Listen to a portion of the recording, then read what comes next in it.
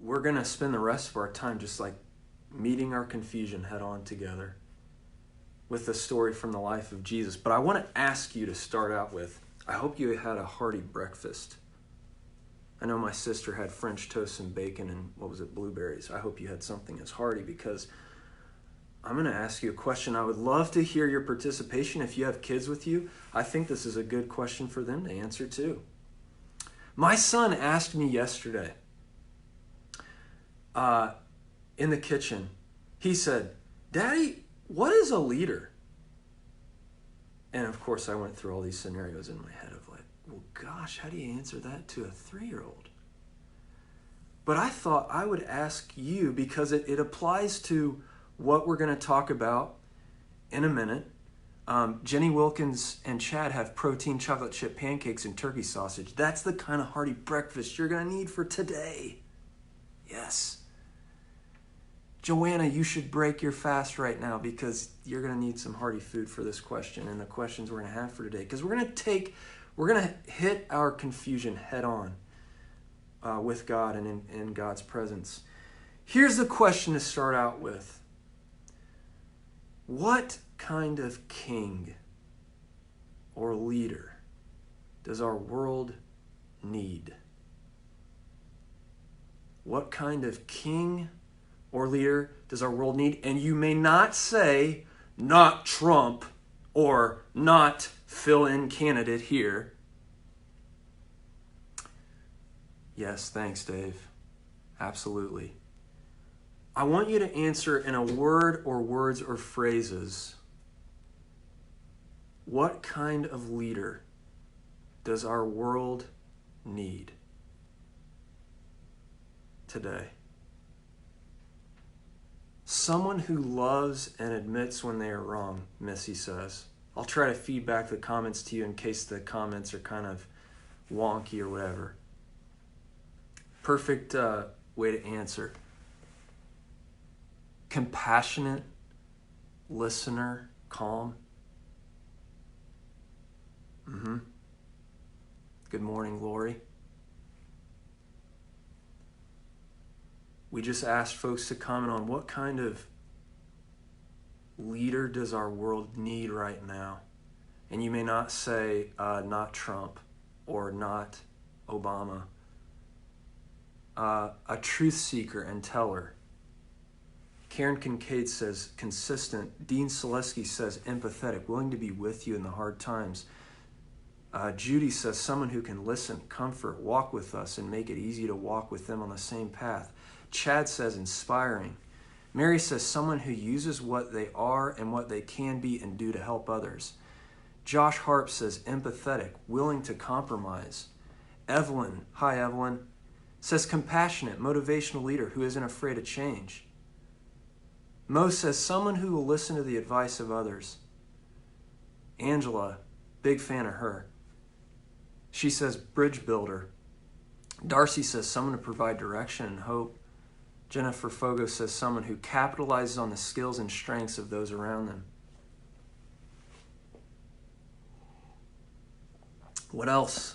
What kind of leader does our world need right now? Hey, Brandy.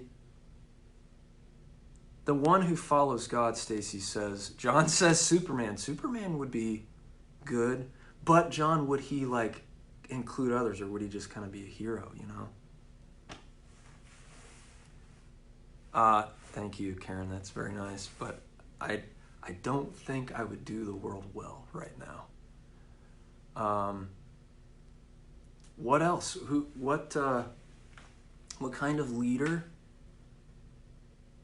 And if we were in ancient times, we'd say, what kind of king does the world need? Works and focuses on the common and global good. Joe Gamboa says, agree with Angela, a bridge builder.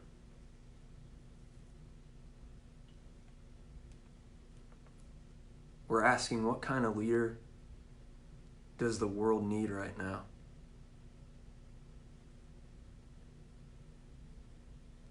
Anybody else want to chime in?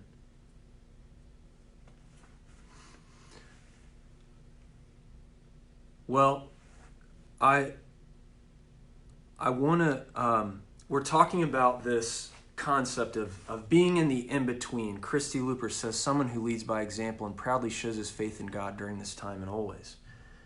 I just mentioned at the beginning, if you weren't with us, this concept of being in the in-between.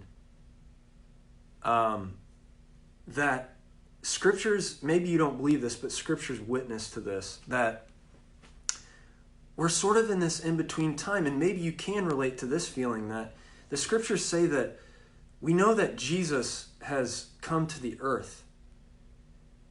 His name means he saves. That's what Jesus means. His name means he saves. So scriptures say that he's come to initiate this kingdom of heaven. He announces it, the kingdom of heaven is near. And he empowers followers. He walks along these followers for 3 years. He teaches, he does things. He sends them, he commissions them. And he says that one day he'll come back and finish this work of fulfilling the kingdom of heaven on earth. That's what he says he's come to do. But yet we're in this in between. We're stuck. It feels like sometimes where it's like the kingdom of heaven is here now, but not yet.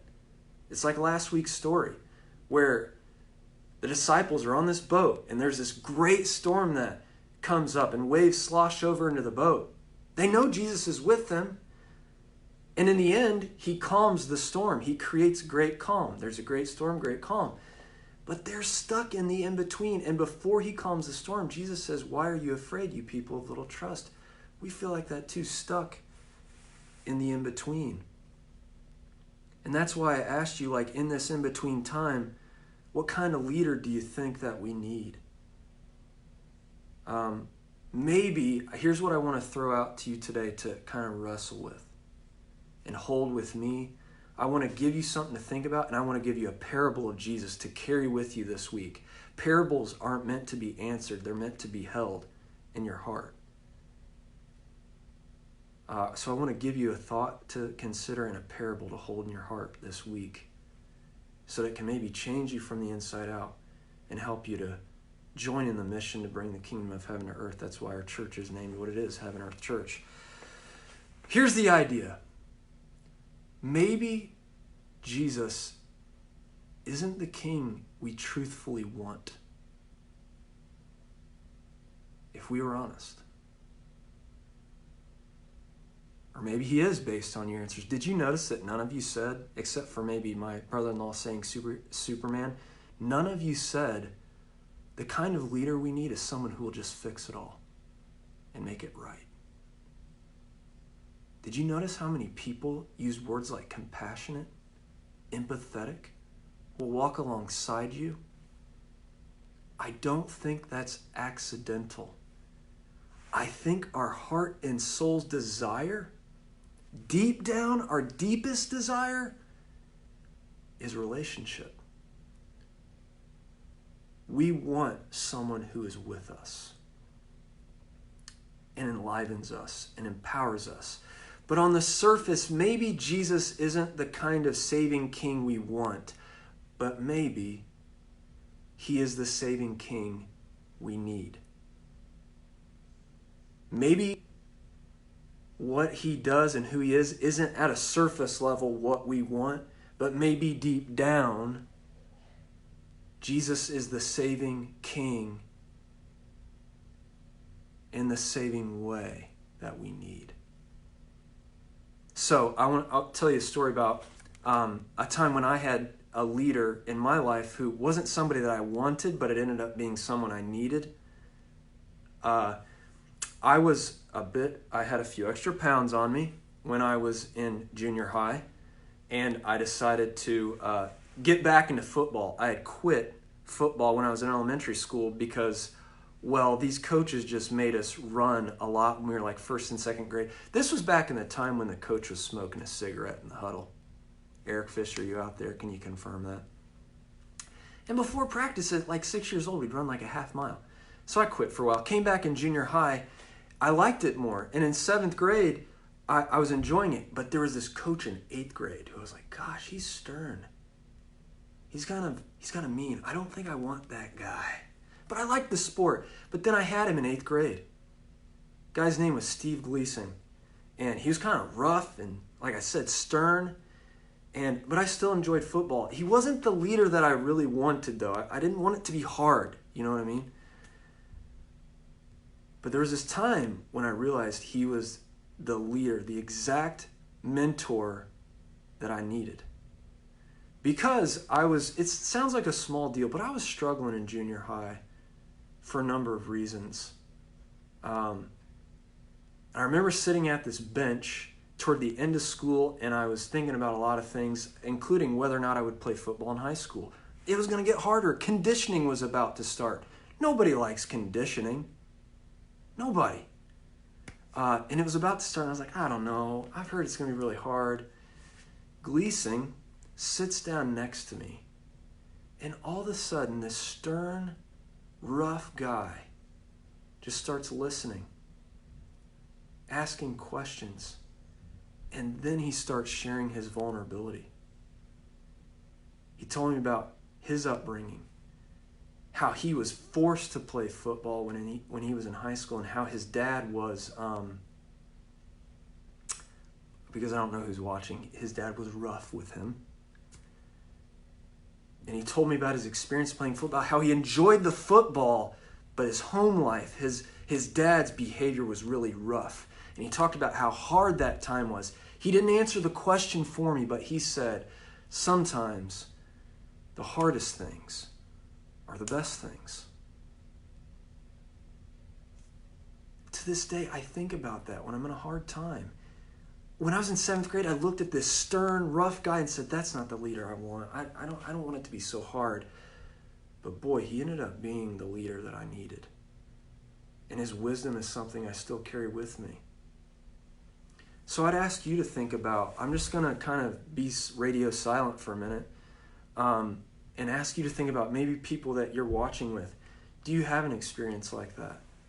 And if you want to, you can just put their name in the comments, even though we may not know who it is. Do you have a leader in your life?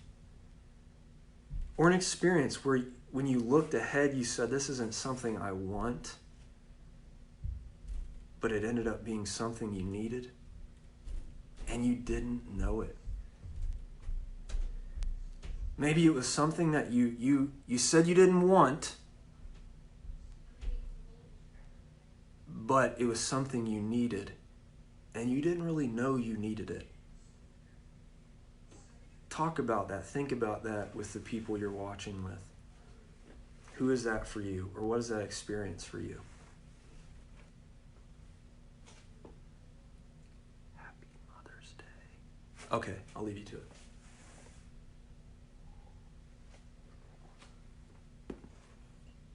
Karen says her daughter's having some of this with teachers and professors. Lori talks about this friend that always tells her the hard truth. We definitely don't want that. We would much rather people just tell us comforting things and not things that we need to hear, right? Yeah, amen to that. Hi, Debbie. We just asked a question, have you had a leader or an experience in your life when you were looking into it, like looking ahead, you said, ooh, I don't want that.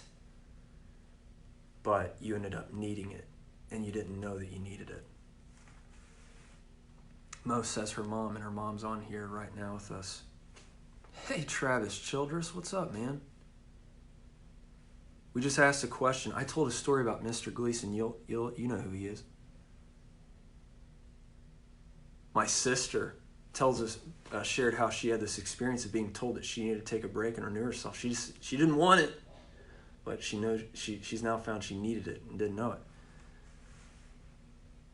Brandy testifies that she said God's never wasted our hurt, and all the hard has been exactly what we needed. Thanks for sharing that. Missy talks about how her therapist asks the hard questions. That's two people now. You have people in your life who tell you hard things. We never want that, do we? We don't want people who tell us like the hard truth. Just tell me something that's comforting. Scriptures have a phrase for that people will want what their itching ears want to hear. Oh, Kate says her volleyball coach. So like me, it was a sports coach. My wife says her grandpa. We lived with her grandpa for 2 years. Amen to that. He was a guy who would say it like it is, but it would be wise. Hey, Mandy. Mandy says her mom. Mary says her music teacher. Joe Gamboa says a former sort of pastorist therapist, and he mentions another guy I know. Same for you, Joe. Christy talks about a leader at her previous job. Prompted her to start a new career. Yeah, we'll take like just a few more seconds to gather a few comments about that. It's a leader that, looking ahead to it, you would have said, I don't want that. But you ended up needing it, and you didn't know you needed it. Our leader and our experience.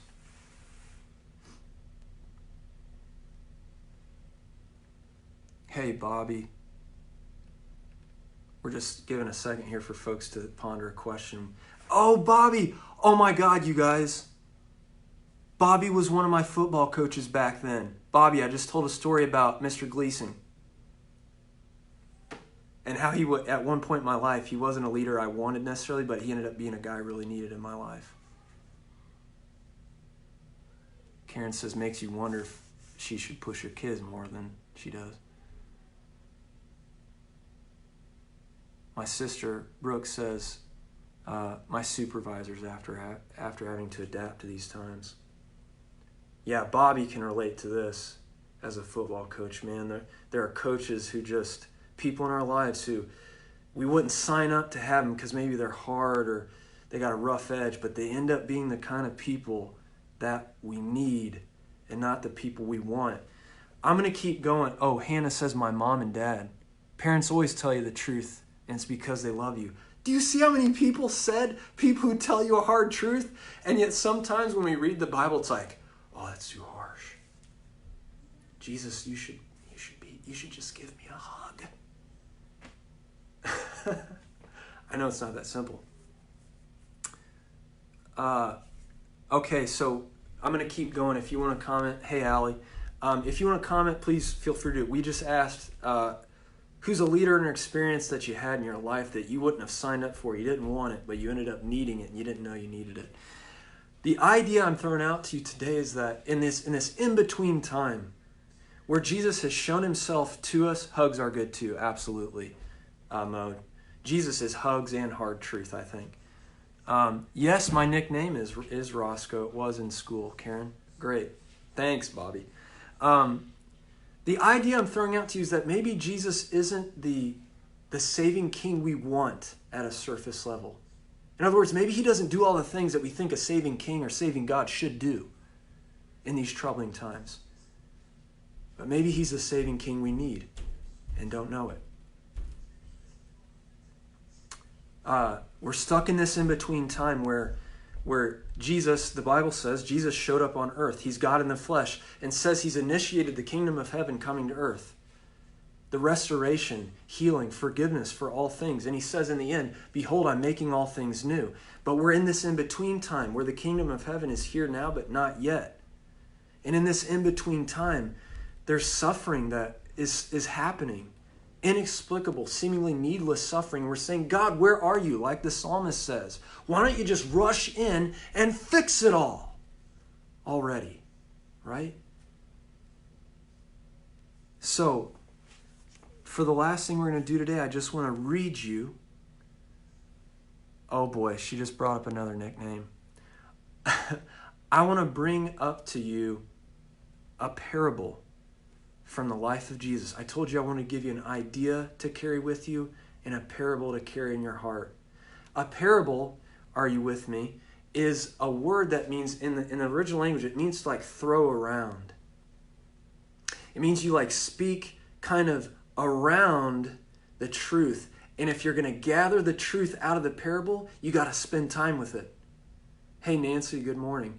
You got to spend time with the parable. You got to carry it in your heart. You got to wrestle with it. If you're reading it at a surface level, you'll miss the truth. You've got to carry it, wrestle with it, because the surface answer isn't probably the right one. So I want to read you this parable. I'm in Luke chapter 19, verses 11 to 28. I don't want to assume that everyone knows this. There are 4 accounts of Jesus' life: Matthew, Mark, Luke, and John. They're attributed to names of people we think had a pivotal role to play in bringing us these accounts of Jesus' life. So, Luke chapter 19, 11 to 28. It's fairly long, but maybe now's a time to just kind of relax and let these words sink into your heart. As they listened to this, they are the disciples. Jesus told them another parable because he was near Jerusalem and they thought God's kingdom would appear right away. Did you hear it? They're just like us. They're like, okay, the kingdom of heaven is here now. It's going to happen right now. And so Jesus tells them this parable. I'm warning you, it's confusing. We're not going to resolve it today, but I want to give it to you in your heart, and it can be treasure for you if you'll stick with it. He said, Jesus did, here's the parable. It's like a riddle. A certain man who was born into royalty went to a distant land to receive his kingdom and then return. A certain man who was born into royalty went to a distant land to receive his kingdom and then return. He called together 10 servants and gave each of them money worth 4 months' wages. There's a currency that's mentioned in the original language, but it's about 4 months' wages on average. He said, do business with this until I return. Good morning, Mackenzie and Bill and kiddos. Do business with this until I return. His citizens hated him. So the citizens of this distant land he went to, they didn't like him. So they sent a representative after him who said, we don't want this man to be our king.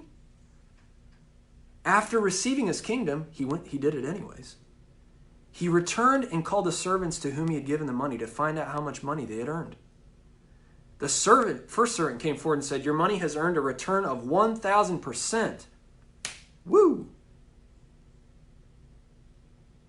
The king replied, excellent, you're a good servant. Because you have been faithful in a small matter, you will have authority over 10 cities. The second servant came and said, master, your money has made a return of 500%. Woo! To this one, the king said, you will have authority over 5 cities. See how it works? 1,000% return, you get 10 cities. 500% return, you get 5 cities. Riddle for the people. If you had a 200% return, how many cities would you get? See, we're doing homeschooling together today. 2 cities is the answer. Another servant came and said, master, here is your money. I wrapped it up in a scarf for safekeeping. I was afraid of you because you are a stern man. You withdraw what you haven't deposited, and you harvest what you haven't planted. The king replied, I will judge you by the words of your own mouth, you worthless servant. You knew, did you, that I'm a stern man, withdrawing what I didn't deposit and harvesting what I didn't plant? Why then didn't you put my money in the bank? Then when I arrived, at least I could have gotten it back with interest. He said to his attendants, take his money and give it to the one who has 10 times as much. But master, they said, he already has 10 times as much. He replied, I say to you that everyone who has will be given more. But from those who have nothing, even what they have will be taken away. As for my enemies who don't want me as their king, bring them here and slaughter them before me. After Jesus said this, he continued on ahead, going up to Jerusalem. Did you get it? You good? This is the parable I give to you. I give you an idea to consider and a parable to carry in your heart. The idea is that maybe Jesus isn't the kind of saving king we would say at a surface level we want, but maybe Jesus is the saving king in a way that we need if we'll spend time with it. So here's my question. I have another question for you, and then we'll dig into this parable. Don't quit on the parable. If you quit on the parable, you can't get the treasure out of it. That's why Jesus spoke in parables, because parables require relationship. Jesus didn't give people an encyclopedia and say, hey, here's the answer to everything, because God is about relationship through and through, wants relationship with you, with all humankind. Parables require relationship. You got to stick with the person. You got to stick with the teaching. You got to ask questions. My question to you, though, is why this parable? And here's what I mean. In this account of Jesus' life, chapters 9 to 19, are you with me still? Let me get a drink of coffee, and then we'll continue. Happy Mother's Day. In this account, chapters 9 to 19 are what are called the travel narrative. In this account, Jesus and his disciples take a journey from their hometown to Jerusalem, several dozen miles away, because Jesus says, I have to go there to kind of confront the religious authorities, and they're going to make me suffer and kill me, and then I'm going to be raised from the dead 3 days later. 9 to 19 are this travel narrative. This is the parable, the last parable that Jesus tells his followers before they make it to Jerusalem. So it's kind of like the locker room speech right before the big game. And this is the parable that Jesus tells. Of all the things he could have said. For 10, 11 chapters in Luke, they're traveling to Jerusalem. Right before this story, if you've been in church, if not, don't worry about it. It's okay. But right before it is this story of Zacchaeus. You know, Zacchaeus was a wee little man. Wee little man was he. That story's right before this, but the last teaching is this one right here. Hey, Mark, why this teaching, do you think? In a word or a phrase, why would he tell this parable before they get to Jerusalem? Any ideas out there? Hey, Jennifer. Of all the things, all the parables he could have said to his guys and gals before they made it to Jerusalem, this is the teaching, this is the one? Such a weird kind of passage, right? If they were confused, they were certainly confused now.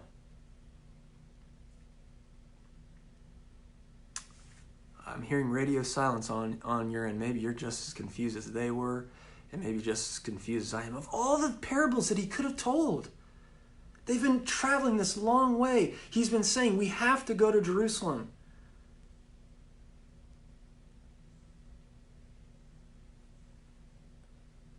Missy guesses that it's to illustrate the urgency of what he's calling them to do. Okay. There's urgency in it. Yeah. Of all the things he could have taught them, this is the parable after this long journey that he tells them before he makes it to Jerusalem. Well, let's think about what I need help with this one. I'm going to give you a little help, but I'm not going to resolve it for you because I hope you'll carry this parable in your heart. Christy says to allow them to continue to seek the meaning of it and to enrich their relationship after his physical parting.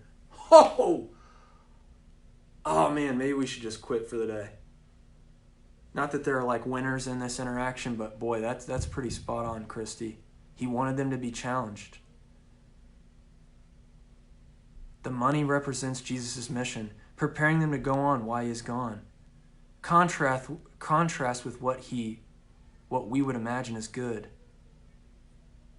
Good thoughts. I'm going to throw out some thoughts for you to kind of refine it, because if you carry this parable in your heart, it will help you in this in-between time. This time where Jesus has showed up to save, renew, restore, but it hasn't fully happened yet, and empowers us to follow him and be a part of the mission. In this in-between time, parables like this, if we carry them in our hearts, they can change us from the inside out and help us to live faithfully in this world where it's wild and broken still, yet destined to be redeemed. So, here's an option for what it could mean. It could be an allegory.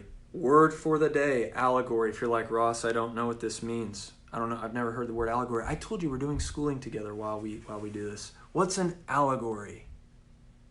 An allegory is a story where every detail in the story corresponds to one thing in real life. So the king in the story corresponds to one person in the world. The money corresponds to one thing and symbol in the world. Maybe that's what's going on here, right? Maybe that's what's going on. Who knows? And that would mean in this case, so are you with me? Allegory, everybody good? Here's how it would work. For instance, the man is born into royalty and must travel to a distant land to receive his kingdom. That man is Jesus. Right? Seems good enough. Jesus is born on earth. He's royal. His kingdom is in a distant place where he wasn't born. His kingdom is ultimately located in heaven. But he has to go do things on earth and then go to heaven, and right? He's born in royal. This guy is Jesus. Jesus called together servants, right? Good enough. His servants in the story are disciples. The disciples in his real world, and you and me. His citizens hated him. People in Jerusalem, people who were his own people, are some of the folks who got him killed, right? And after his receiving his kingdom, he returned. Jesus said he would come back, right? Is it an allegory? Could be. What do you think? Yeah? No? Is the king in this story Jesus? Let's get a quick straw poll. Yes? No? Is the king in this story Jesus? Is this an allegory? He's saying to teach them about how he works with his disciples, how his judgment works. Allegory? Yes? No? Question mark, Angela says. Is that an I don't know, I'm not willing to commit?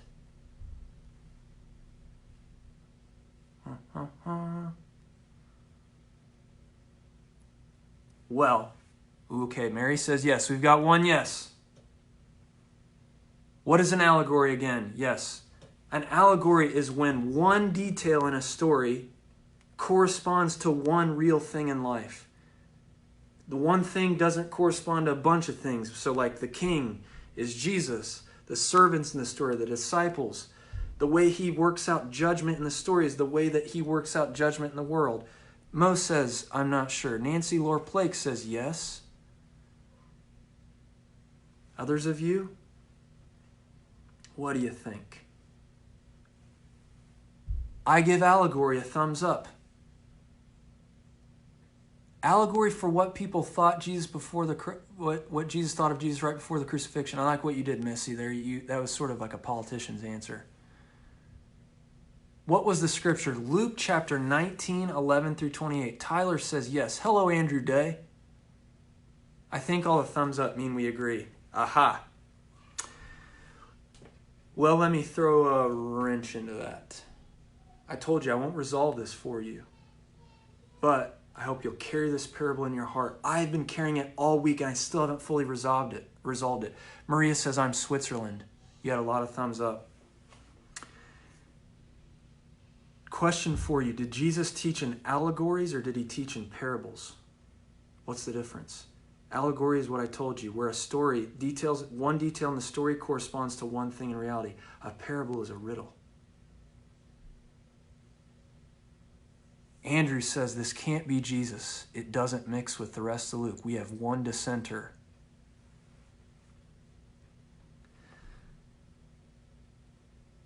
I'm going to throw a wrench into it and show you how, remind you that Jesus spoke and taught in parables, ultimately, not allegories. For instance, I'll take some of the details in the story and throw them, kind of question you about them. He did teach both. You're right, Mary. In fact, some of the parables actually do. He even explains them as such. Some of the parables, he makes them pretty clear that they are like allegories. I'm not saying this one isn't, but I'm not saying for sure that it is either. Mo says the slaughter is my sticking point. Doug says 2. I think that's the second option, yeah. So here's some questions to break up the, is this an allegory, or is it something where it's not? For instance, was in the story, the king is someone who is born into royalty. Was Jesus born into royalty? He was the son of David, was one of his titles. He was known as the Son of God. He had a royal identity, but was he born into royalty? Well, let me answer that for you. In this case, I will. He was born to poor parents in a poor neighborhood in a poor region known as Galilee. He was literally placed in an animal stall with the smell of poop in the area. He had no place to lay his head. He was not born into royalty. He was born into poverty. So already he has one thing with the king that he does not, they're not one-to-one. Second thing, did Jesus, when he called his disciples, did he give them wages? Yeah, I mean, he empowered them. He gave them gifts of the Holy Spirit and said, hey, go do some stuff in the world. No. In fact, he more often told his disciples what following him would cost, not what it would profit them. He sent them out in Luke chapter 9 and says, leave all your stuff behind. He told them, when you follow me, it's going to cost you many things in worldly terms. You will inherit things in heavenly terms. Not just meaning that you're going to go off to heaven someday, but you will be enriched with the very things of heaven, which are upside down from the way that things are in the world. He didn't say what following him would profit them. He said what it would cost them. So there's a second detail that breaks up. He even said, what does it profit a man to gain the world but lose his soul? So is it an allegory? Or is it a parable? I'm not really sure, but the last things I'll share with you are this in our time. I hope you carry this parable with you in your heart to enrich you, to transform you in this in-between time where Jesus has come to say the world will be redeemed. He empowers us to be a part of it and says it will be redeemed one day, but we're not there yet. Maybe this story, maybe it's an allegory. Oh, Andrew's onto it. Folks, do you see Andrew's comment? Maybe you can't see it. He says, a king made in our image would slaughter those who disagree. Christ said God throws a party for the sinners who come home. Maybe this isn't an allegory. Maybe it's a cautionary tale about wanting a king in our image. I gave you an idea to hold in your heart. Maybe Jesus isn't the kind of saving king that we want at a surface level, but maybe he's the saving king and saving way we need. They had journeyed this far to Jerusalem. They were going to the heart of their culture, where all the leaders, the big leaders of this day were. Jesus knew that these disciples were about to see all the models of the way people run the world. And he wondered, will these disciples want me to ultimately be like those kinds of leaders?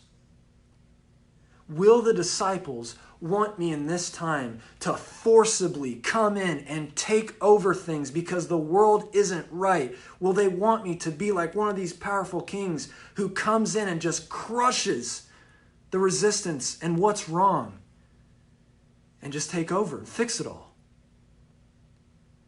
There's one little detail in the story. He told the parable because they wondered if the time for the kingdom was right now.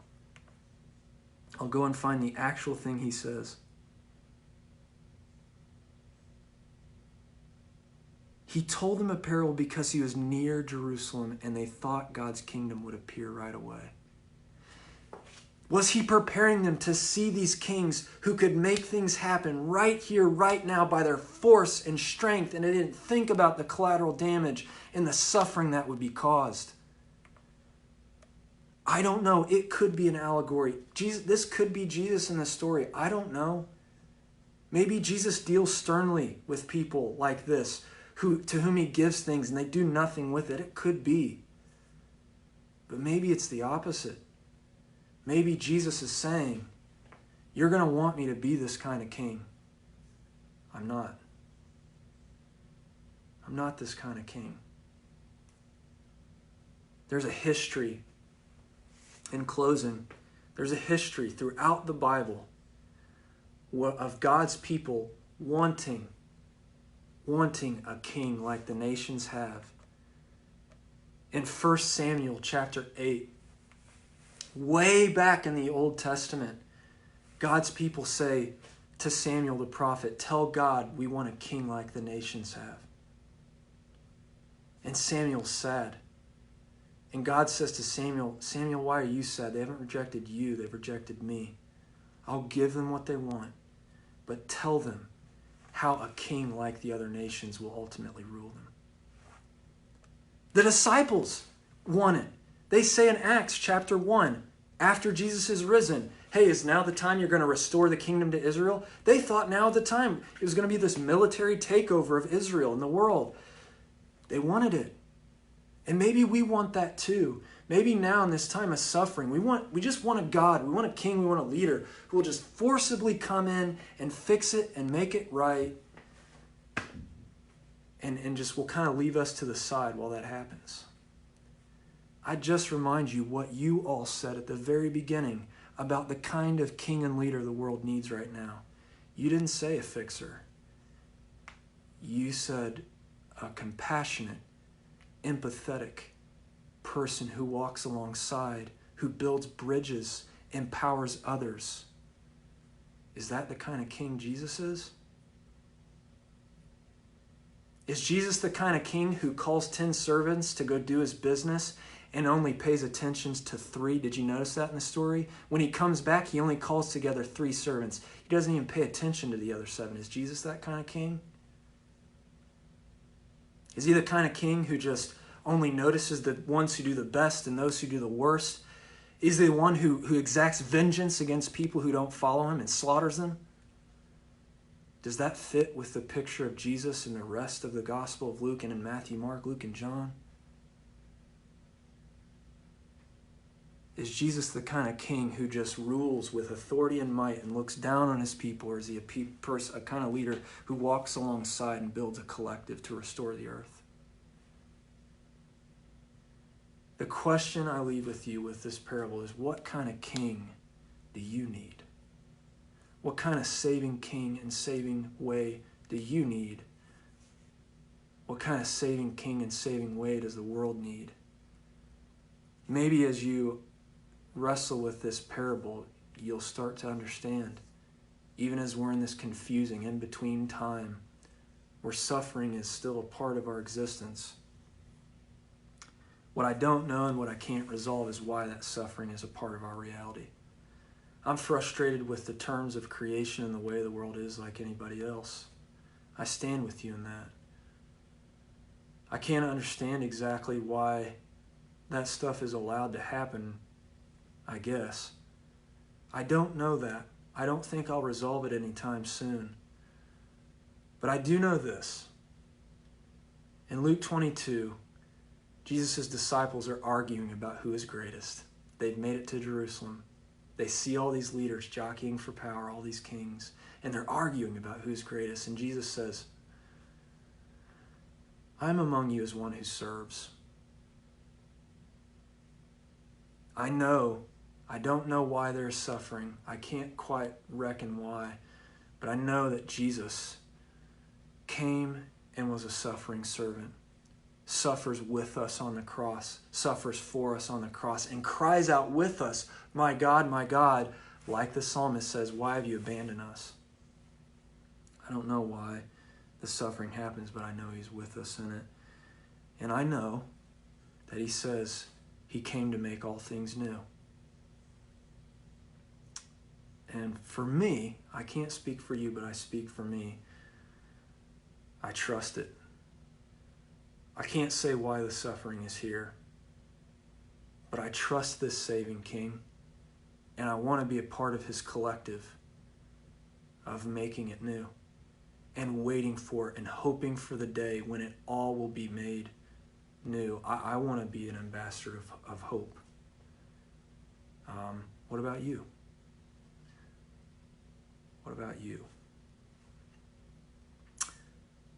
Hey, thanks for being with us today.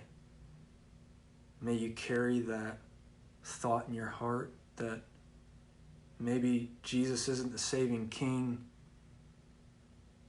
Yes, Joe.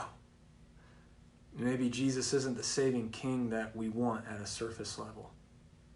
Maybe we want to make him in our image and according to our desires. Maybe he's not the saving King we want, but maybe he's the saving King we need. I give you that, and I give you this parable. I encourage you to read it this week again.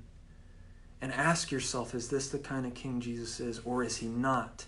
And if he's not this kind of King, what kind of King is he, and what does it mean for my life and my place in the world? May you take that thought with you and the parable with you. And may you take the peace of the Holy Spirit with you, the power of God the Father, and the love of Jesus Christ. Amen.